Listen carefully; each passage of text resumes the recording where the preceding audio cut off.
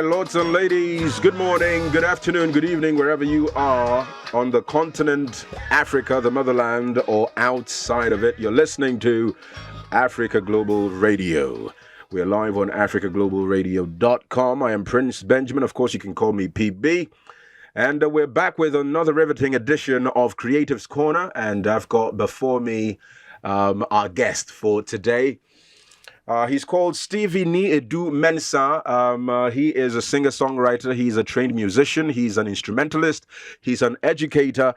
And he is also a traveler, simply known as Mensa Highlife. Hello. All right. Welcome to the show. Thank you very much, Prince. You're good? I'm blessed and highly favored. Wonderful, wonderful. And it's an honor to be here. Yeah. It's a pleasure to have you. Did I leave anything out? No, Charlie, you more than summed it up. Yeah, Charlie. All right. He's like a bridge between Ghana and Sweden. So he is Ghanaian. He's from the soil, in fact, and he is also in the diaspora. He's resident in Sweden. However, he travels around the world with his music and also his book, and he educates as well. Yes? True. Captured. True. All right, then. How would you describe the process that went into creating this song called Fam? It sounds like a double entendre, so like a family. However, I know it has a different meaning. True. Right? The primary meaning is then there's the secondary meaning, which is the fam or family I'm talking about. Yeah. Right. Explain that to me. Yeah. So starting with the title, Fam, obviously it's about, closeness to those that you love. And that's also like how the whole album is set up. Okay. You have an album coming up. Which is, all about connectivity with people that you love that are no longer here. So the first single, Fam, is called Fam because of family, of course, but also because of my brother who passed when I was 11 and he was 14, called Francis Adjei Mensah. Okay, so his initials are Fam. Yes. However, his family, and by extension, anyone who listens to this record is supposed to think of family members they might have lost. Oh, yeah. But they still share that unbroken connection with. Indeed. Wow. That's a rich meaning and perspective to write from. Yeah. And this is a single to an album that is yet to come out. Exactly. What time is it coming out? Just to get that one out of the way. I'm expecting it between September and December of this year. Last quarter of the year. Yep. That's when possibly. The album will be out. Yeah. Is this your first album? This is my first album. Wow. Yeah. Why is this the time to put out an album? Great question, Prince. Well, because of the situation being that I've been so focused on finding my own sound musically. I started out as a producer like 20 years ago, just connecting with, different artists and getting inspired by their sound, their type of writing. But I felt like it was too early for me to do my own thing because I hadn't found my specific sound yet, and I could feel that I was developing. I came from a very musical family. My father, Chief Mensa, was an amazing drummer who played with, bands here in Ghana, Highlife bands, before he moved to Sweden and played with, some of the premier musicians in Sweden. So growing up, the household was kind of like a Joe Jackson situation Right, where strict on you, very strict. Like, don't play with my instruments if you don't play them correct, kind of thing. So I really never got the opportunity to train a lot in the house.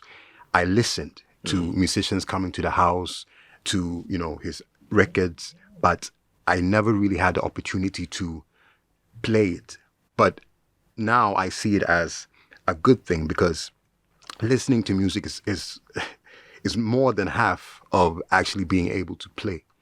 And that's also what I got to understand later when I studied music in the UK.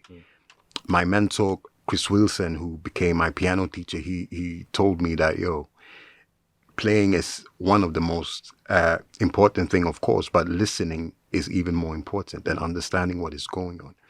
So, yeah, I felt like I wanted to do a project that represents people that had impacted me, where my brother obviously was one, and obviously my father, and the last person I mentioned, Chris Wilson, my piano teacher who passed last year as well.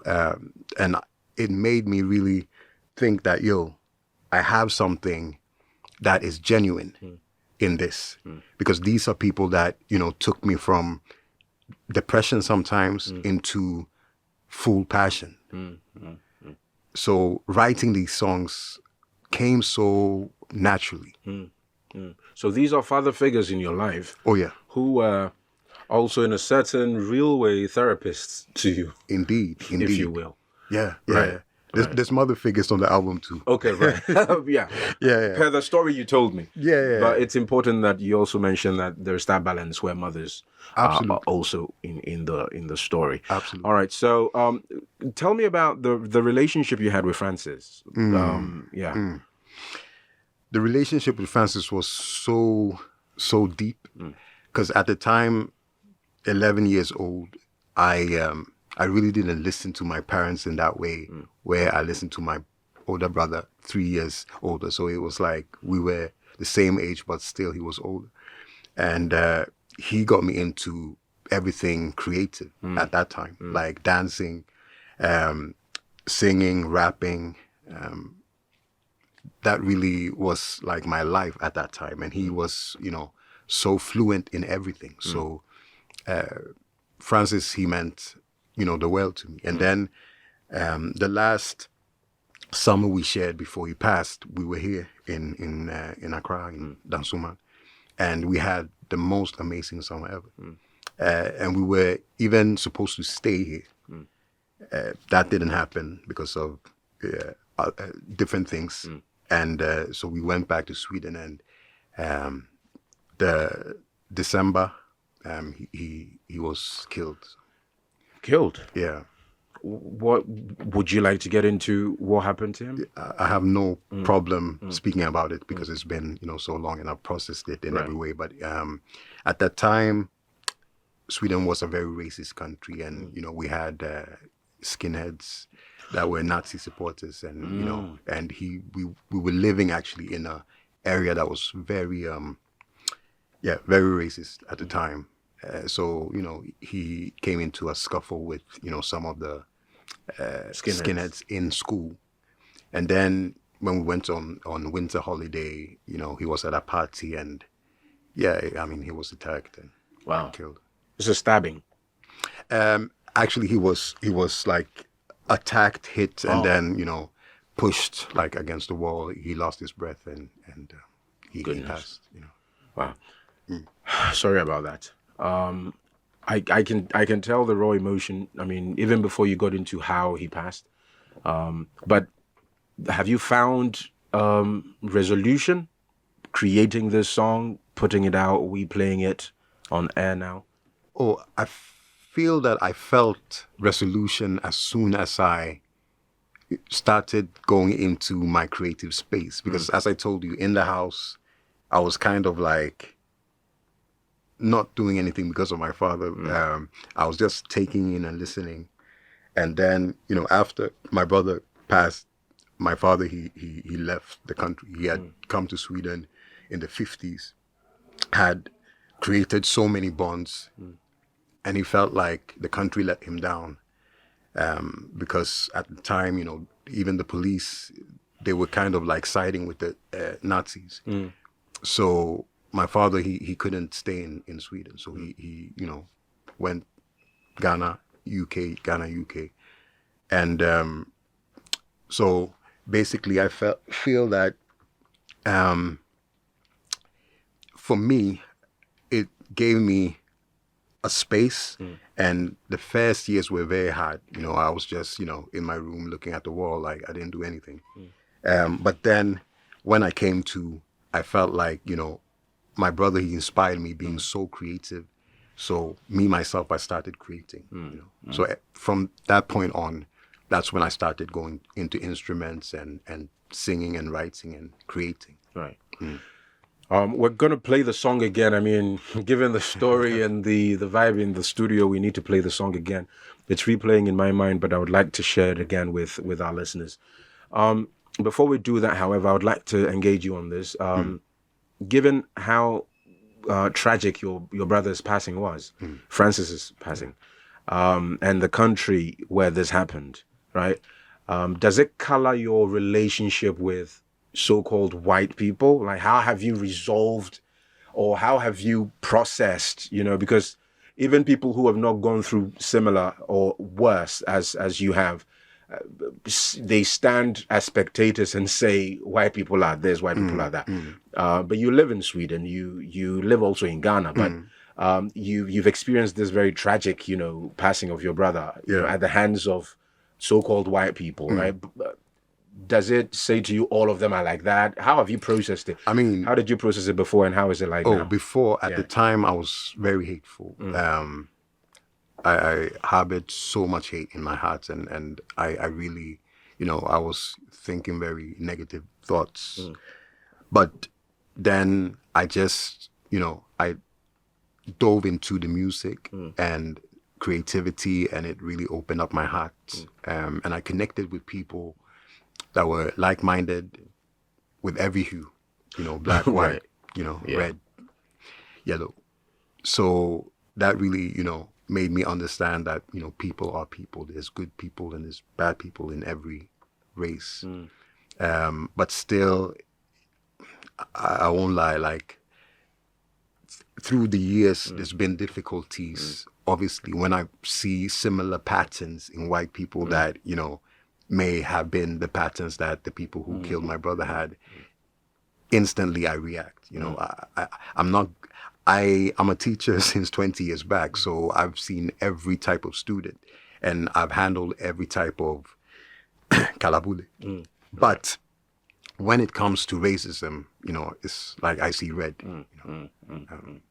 And I don't know if I will ever be able to handle that situation and be calm when something happens.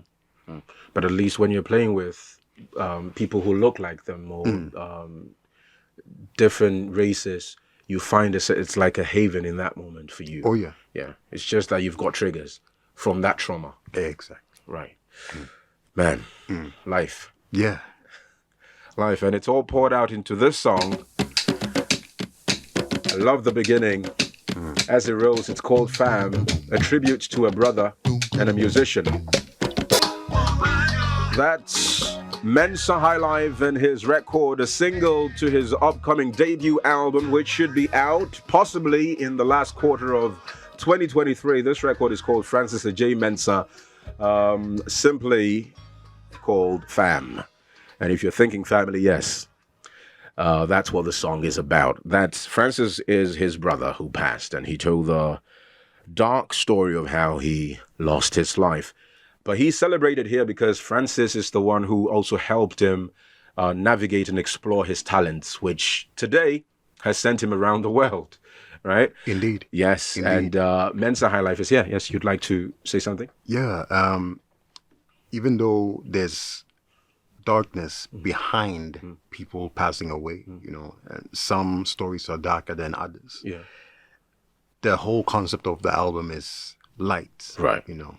As we are Ghanaians, we go through the mourning process, the crying process, but also the, lifting up and enjoying the life that we lived with the people that passed. We party. Yes. The party jollof at the funeral. We dance at the funeral. With the jollof and the, the booze and everything. And the fufu. Yeah. So the whole album is that day, the last day, when we dress in white and we, celebrate the life. Right. And that's why I guess the song has these moods. It has the dark side, and then it breaks into jubilation, and then it comes back to a bit of the gloominess, and then it resolves. Oh yeah, right? Absolutely. Yeah. So that's exactly how I'm kind of envisioning every track, but it's not gonna be like every track sounds the same, Right, you yeah. know, still there's still my, you know, arrangement skills in it, but that's kind of like how I'm envisioning Right. the project. Right. What are some of the stories that you've already mentioned that you celebrate the men in your life? Yeah. Belated happy Father's Day, by the way. Thank Right. So you also mentioned that you celebrate the mothers on the album. What are some of the themes and subjects and, you know, muses that you have? Okay. There's one female that was a heavy influence in my life when I was younger, called Bahati. And she... That's an Indian? No, she's Burundian, Congolese. Okay, right. And she was very close to my mother. You know, they danced together. You know, my mom's a professional dancer. So when they came to Sweden in the 70s, they became very close. And, you know, she introduced us, our family, to Congolese music, which, you know, had a lasting, you know, impression on, you know, us and even, you know, the way my mom danced, even though she came from a, you know, traditional Ghanaian background, you know, with Banlogo. But yeah, she really influenced us. And when my mother was touring, she was like a babysitter to me, but I saw her as an extra mother, Bahati. She told, you know, stories. I think she's the first person that, you know, impacted me with, you know, storytelling. Her storytelling skills was immaculate. Really, really like dark stories about, you know, Congo and Africa, and that made a lasting impression on me and my life and my love for writing and storytelling. So I had to give it to her, and she unfortunately passed in 1990 when I was a small boy, and of cancer. Wow. But she was like a fighter till the last minute. I remember us going to the washing room when she went into, you know, the dryer. There's a kind of like a place where they have like a room that is a dryer room, and she went in there, and it was very hot there, and I was like a small boy, but I was like saying like, "Whoa, how come you are there? It's hot." And she's like, "Oh no, I'm just hiding."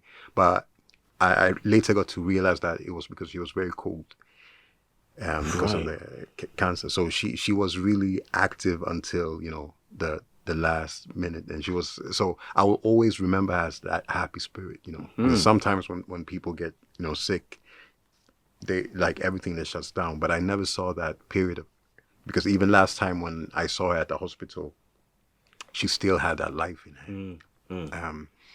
So yeah, she made a lasting impression in my life. So that is that single is coming out in July. Okay. And it's called Bahati. Wow. And my mom. What a story. My mom is actually playing drums on it. Oh. Yeah. Man, can I applaud before I hear it? Yeah. Right. I wanted every song to really relate to the topic, and, you know, so yeah, she's doing ad-libs and playing drums on it. Right. So darkness, light, death, resurrection, or rebirth. That's like what the story of the album in a certain way, right? Yeah. Yeah. That cycle, right? Absolutely. Yeah. But still a project that you can enjoy, that you can play out, that you can dance to, you know. Yeah. That's the tricky yet exciting thing about music, right? Yeah. There are some of the saddest songs that have the most danceable beats and music, right?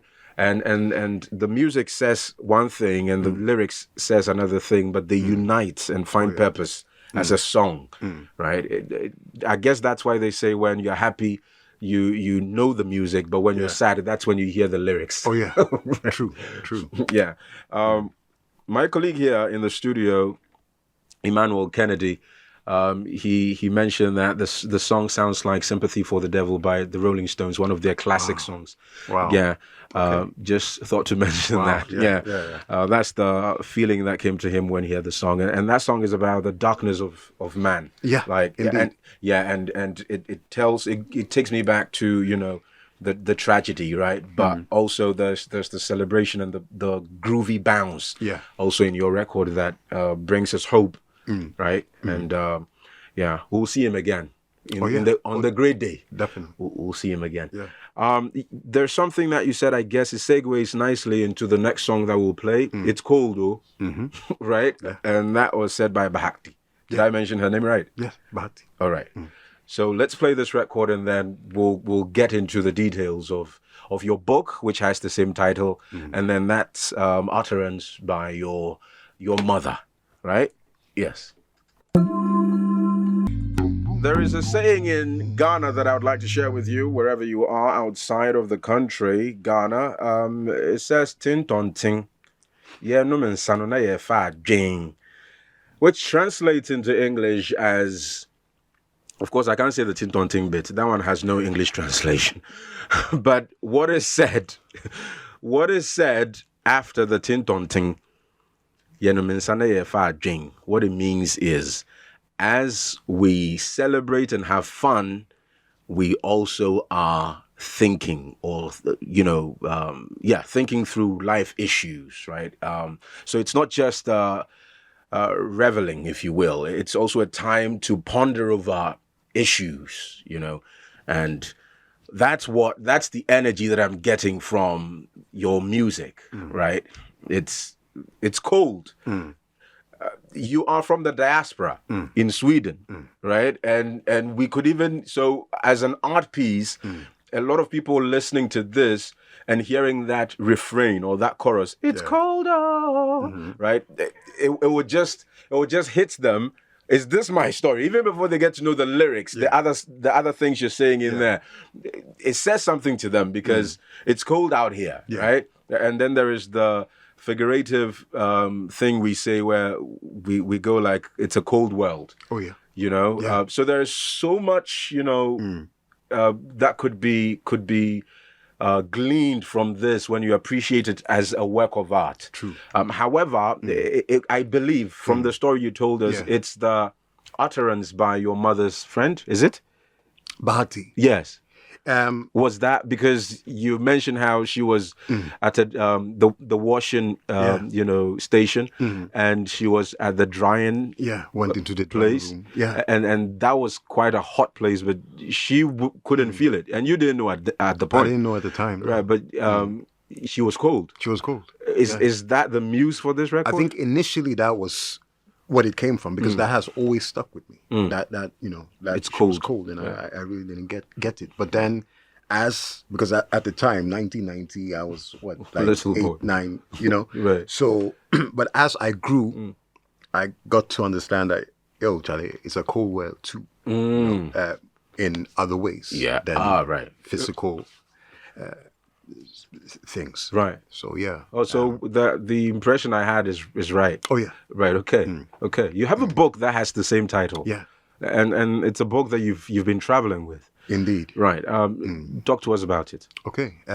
It's called, though, started as the song, obviously, but I wrote a book in 2016, 2017 that became a kind of like a school curriculum, as it deals with so many things that we go through in the schooling system, but also outside school.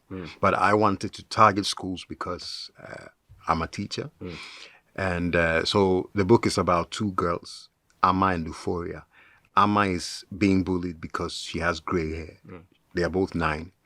As they start class 3, Euphoria becomes very popular. She's a great dancer. And but her and Amma, they've been best friends since they were 3. But as Euphoria becomes popular, it's kind of like she puts Amma to the side a bit. And the other friends, they tease Amma, obviously. They, she's old to them. They call her Yomo. They call her what? Yomo. Yomo. Yeah. Okay. Nga, which is old lady. So she doesn't care, because her mentality is like, they will grow up one day. And she's very focused on school.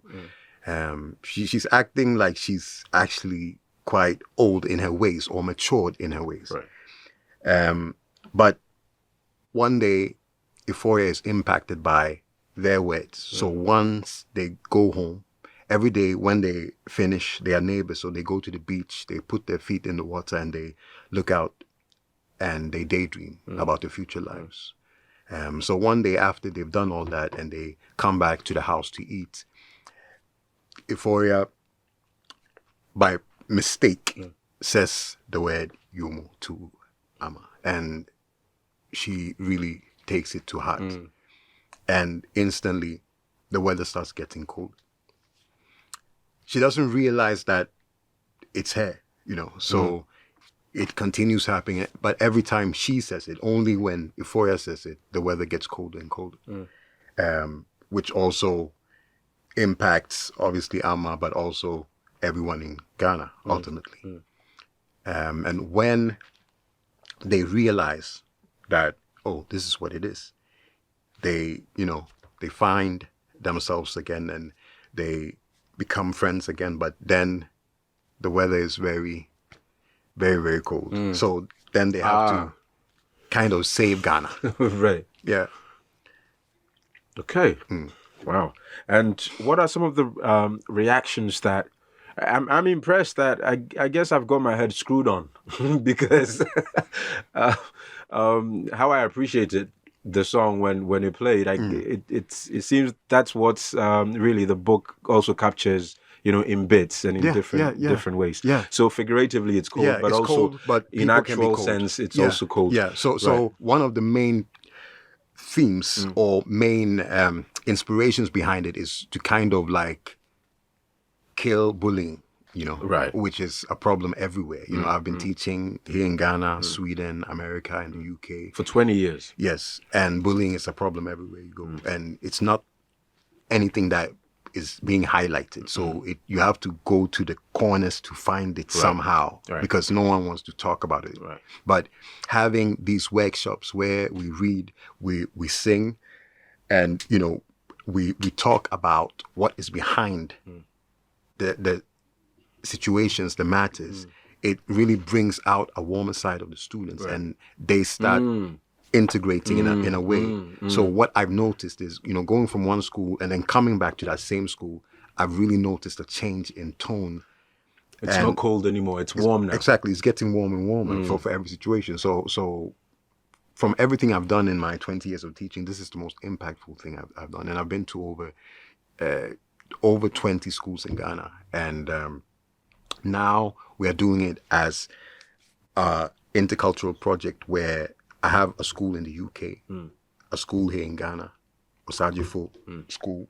I have a school in Sweden, Sätra Skolan. So we have Sätra Skolan in Sweden, Rivoli Primary School in the UK, and Osajifo School in Laboni. Are these funded by you? Did you found them? Oh, yeah. Initially, everything was by me. Okay.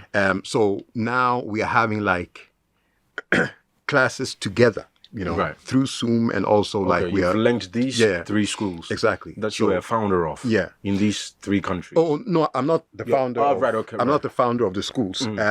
But the initiative and the project is founded by me. Right. Okay. But I've brought them together. Okay. So now they are working on the same book and the tasks behind the book, and they are creating tasks that has to deal with global warming, bullying, future goals, friendship, and they prosper so much from it. Wow. Wow. The amazing thing about life is we go through a lot. We suffer traumas. We have our own challenges. But you find these very people who've been through the worst who become healers, right? They take it upon themselves to travel the world, travel communities, and spread kindness and sunshine.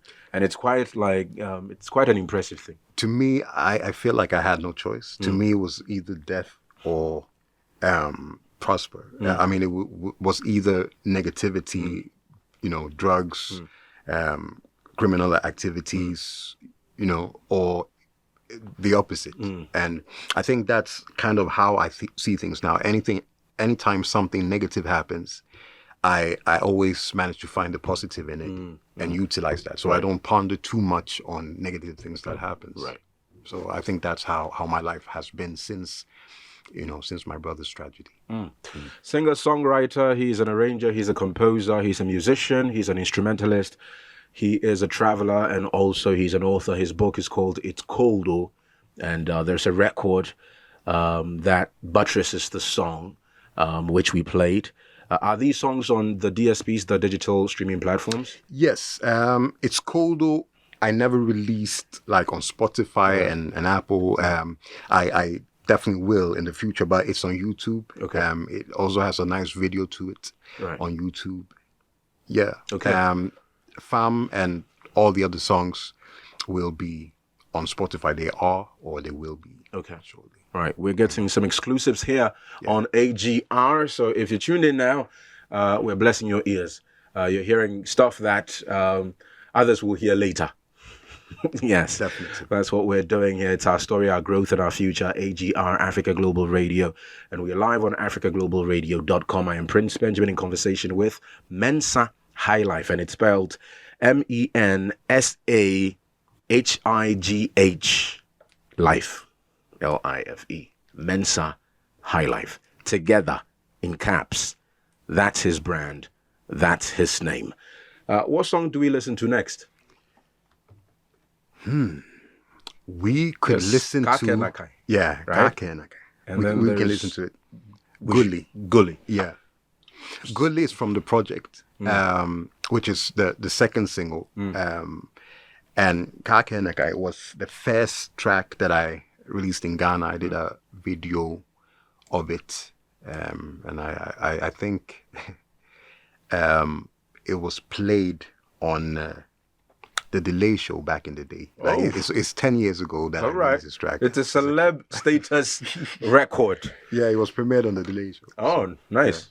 Nice. That's Kake Nakai, and it's by Mensa Highlife, who is hobnobbing with us this afternoon in Accra, Ghana, from the studios of AGR, Africa Global Radio. Indeed. Wow. One thing that stands out for me in your songs is the varied grooves and tempos, right? In each song. So it's not monotonous. Yeah, it has some surprising bits as it rolls. Yeah. It's intentional, I guess.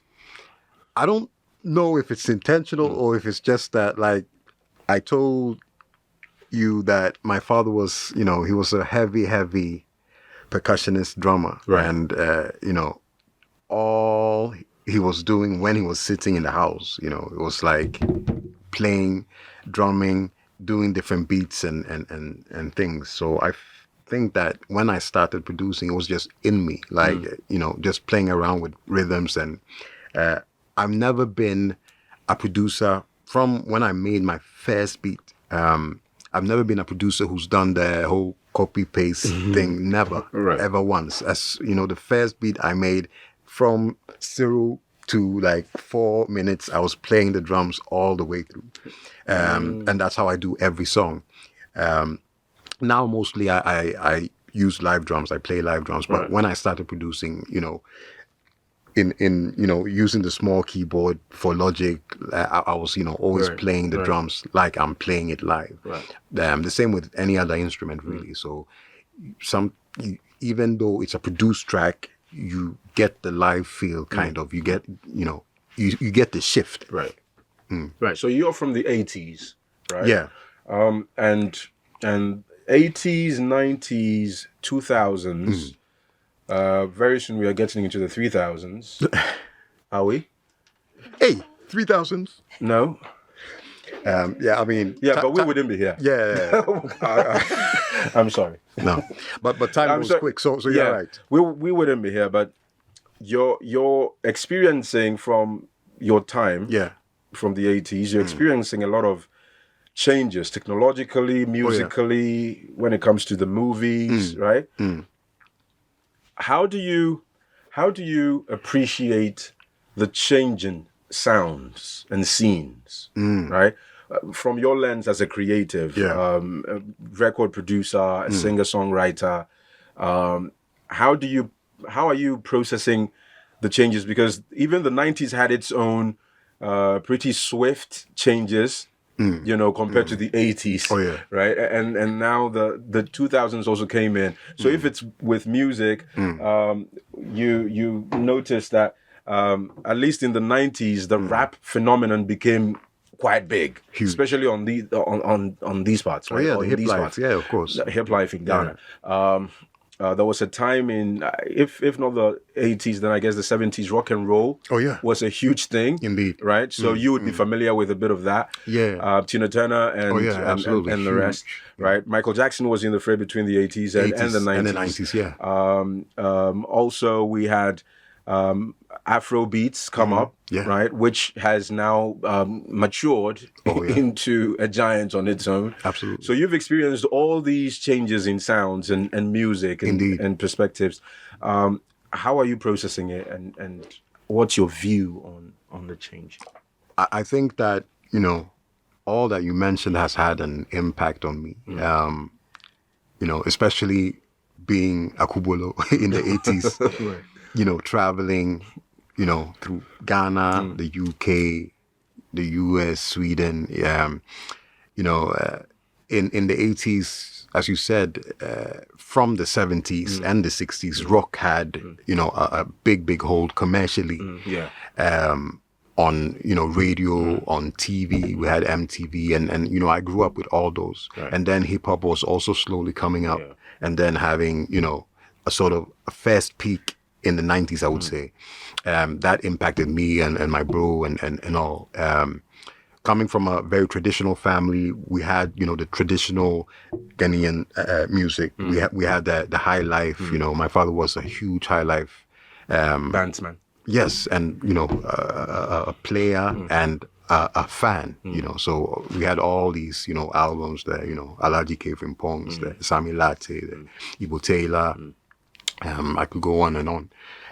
So we grew up with that, and I think that my music therefore is very fusion. I have these chords that are very maybe soulful, but the rhythm is mostly from Ghana, right. I would say, and also the songwriting, the rock music of the 80s was very, very good songwriting, 80s and 90s, so I think not intentionally, but, unintentionally, it's impacted me. So when I create, it's free, but it's definitively painted by everything that I've listened to and been influenced by. What do you think? I spoke to Mensa. Right? Yeah. Also a singer, songwriter, educator as Mensa well. is a great guy, a good friend of mine too. So, right. So he is Mensa Highlife, and then there is Mensa as well. Yes. And funnily enough, we both work with One Love, Right. Yes. So that's your convergence point. One Love is your convergence point. Yeah. And you mentioned that you were a Kubolo. So, yeah. So it's like, because One Love is Kubolo by name. Of course. And also story. I mean, so it's an interesting, thing. Anyway, I spoke to him and he made some interesting observations about Afrobeats. So he feels, in his words, music should be punk. It should always have a meaning. It should have a revolution. True. It should have, it's a movement. For him, that's how music should be. Interesting. And he feels Afrobeats lyrically is not interesting. Right? I'm paraphrasing here. Oh, yeah. Yeah. For him, it could be better. Of course, he granted that there are some individuals in there who are writing some really interesting, things. Yeah. However, he thinks the general feel, the average Afrobeats record is just bubble gum. Oh, yeah. Right? What's your observation as a trained musician and a singer-songwriter, someone who, teaches music? What's your observation on Afrobeats, both pros and cons? Yeah, I feel like I agree with Mensa. Unfortunately, we are not matching the music, which I think is exciting, with the lyrical content. Unfortunately, there's so many stories in Africa that we are not sharing in our music. It's almost like, oh, Charlie, it be too much, so make I put it to the side and write about love. And when it's love, it's mostly just one perspective. It's not, because love is so rich and so deep. But unfortunately, we place ourselves in the same, space to create.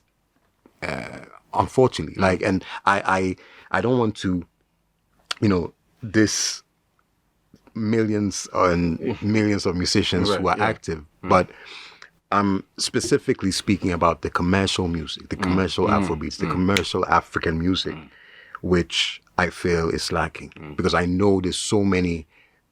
I have so many friends. I know friends of friends. I know people who are creating amazing music, but they are not in the mainstream. So they are very much talent, but unfortunately they are not getting highlighted that much.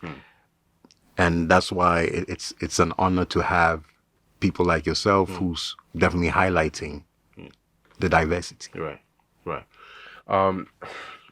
Let's talk about the record also for a minute. And I'll take more reactions for the music scene now. Kakenakai, that's Ga. Yeah. My parents speak it. I know very little of it. But what does it mean? Well, to me, it means like, don't say that. Don't do that. And I basically wrote that because of being in a situation where people are telling you what to do. At the time, 10 years ago, once, in Ghana culture, once you grow, people have expectations of you. We all know that. And I think one thing that was,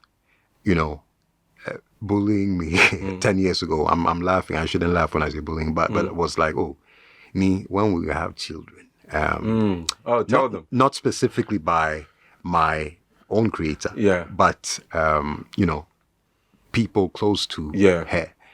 And so... It's not only you. It's not only you. The ladies think it's only them who are bullied or asked that question. But we get the same questions. I've been getting it recently. Today, someone has been harassing me in the studio. Oh, seriously? But it's all good. Yeah. All good. So I want to give her a shout out, but okay. I mean, go ahead. Right. But I always put my thoughts and my feelings into my art. So I wrote that song to I'm a original, like everyone should be, or everyone is. But sometimes we are made to do what the next person is doing. But we all have different DNA. So we should find our way and our happiness. But unfortunately, sometimes it's like, go and do what your brother did or what your uncle did, and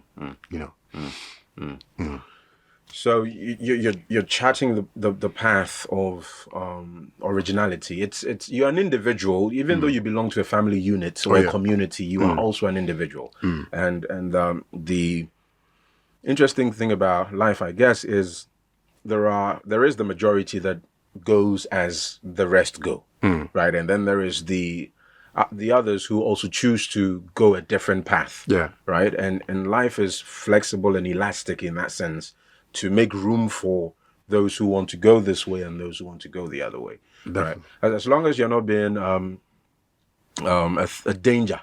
Exactly. Exactly. As long as it's not negative or, And I think, following a passion is 90% of the time positive and inspires other people. And, from day to day, people inbox me, call me, and then say, "Yo, Stephen, you inspired me." I just the other day, just like 6 days ago, one guy that I have so much respect for, Beat Menace, said that you inspire me every day. Wow, you wrote that's and I was like, because he is very gifted. He's an intellectual as well. He's knowledgeable in these things. Absolutely. So for him to say you inspire him, I mean, it really highlights your importance in his life and also in the on the Ghanaian scene. Ghana music scene and even in the diaspora. Yeah. Indeed, and you know, sometimes you can doubt yourself. You are doing your thing, and you feel like, Charlie, no one is really feeling it. They might see it, but they're not really. But when you get these things, it's like, it's really making you understand that, you are doing something, you're on the right track. Yeah. When it comes to the production also for Afrobeats, do you have any observations? I have a, very big observation, and that is mostly we are using the banlogo in everything when there are so many different rhythms, from the north to the south to, the east to the west.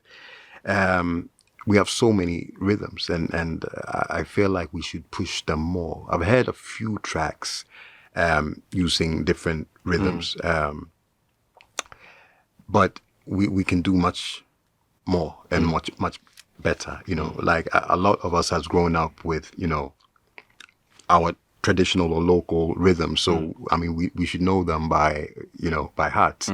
And once we go into the music, we should study it well and add it to the fold of what is being played, because most of the times that's what it is. A beat may start with one sound and then go straight into the banlogo rhythm. So we can flip it. There's so much we can do musically that is really not being done. Right. Again, commercially. I'm hearing a lot of great stuff, kind of like underground. Right. Right. But on the pros, do you see anything that is worth celebrating? Anything that Afrobeats is doing that warms your heart? Like, oh yeah, one thing that I love is that more musicians are using live instruments. More live bands are coming out. Young guys and girls coming out and playing live. So let's say that there's a solo artist and he gets a live band behind him. It gives a complete different feel and vibe, and I'm seeing a lot of that. I recently had the opportunity to host Santrophy, right? Yeah, who came to Sweden. A huge Ghanaian band, indeed, making it big in Europe. Yeah.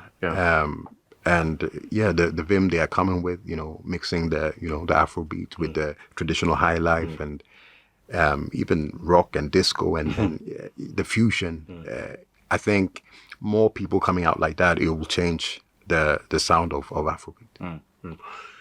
Before we close the conversation, you served a warning in a private conversation that we had. You served a warning about a change that is taking place on the music scene in Sweden, in the African community, where music that was traditional and cultural to the Black community is now being taken over by other cultures. Not to say that music bars other cultures from exploring sounds that are not original to them, but of course it's a worry. It would be a worry that where it came from, it's been neglected or left on the shelf for others to use. Yeah, I would like for you to speak briefly on that. Yeah, I feel like the majority of music that we hear and we've heard from way back has been from us,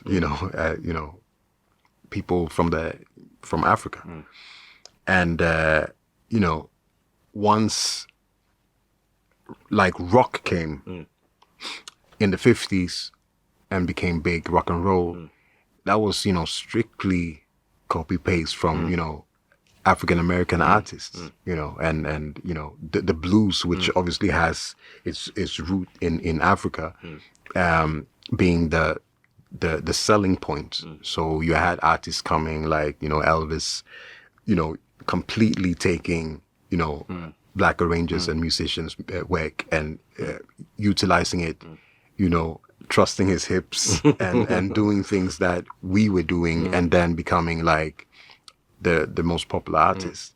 And since then, it's been going on and on, and it's been to that point that it's become the norm. So once you mention rock now, you say, "Oh, Charlie, that's white music." Yeah.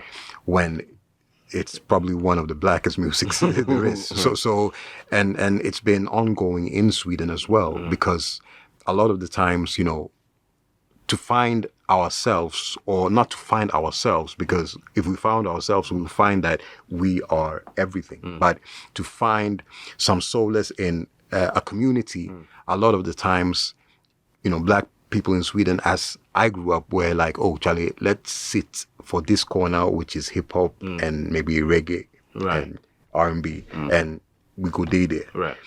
Instead of understanding that, all jazz and soul is our music. Right. So, me being a pianist, coming up in the scene, there's plenty of Black people in Sweden now.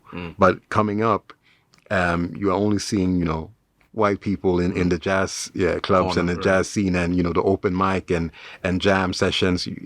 I'm the only Black guy with a piano coming. Right. So I really want to kind of change that, and that's why in education I'm very much connecting with people like me, much younger, and making them understand that, yo, Charlie, jazz is your music. Right. African music is your music, gospel is your music, like rock is your music, techno, house is your music. All the music I mentioned is like, it's Black people who actually started. So I feel like I'm trying to push that agenda to make people realize that this is you too. You don't just see that as a white music. Right. Yeah. Okay. The album is out, hopefully by end of year. Yes. What's the title of the album? STAKUYO. STAKUYO. STAKUYO. STAKUYO. Yes. What does it mean? It basically means it's to honor my mom who gave me life. Her name is obviously Akuyu. Okay. But, the young guys and girls in Ghana call us Sister Akuyu. But they say it so fast, so it's STAKUYO. Right. Sister Akuyu. Okay. Sister Akuyu. All right. STAKUYO. Okay. STAKUYO. And Yeah, so I call her that too. Right. Because, I've always seen so many people always call it Stack. Right. And where to next? What project are you working on next? Where can people find you next in the world? What are you up to? Quite a few things. I'm doing something more with my brother One Love soon. I have the next single from the album, Gully. And we'll soon also release the third single, Bahati. Okay. Yeah. All right. When it comes to teaching with the kids and your book and everything, Yes.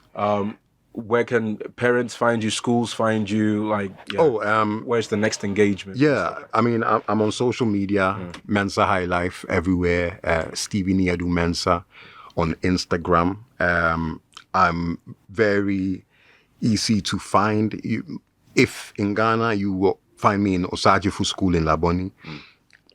And then my kind of like resident school in abroad is a school called Sätra Skolan in Sweden. Okay.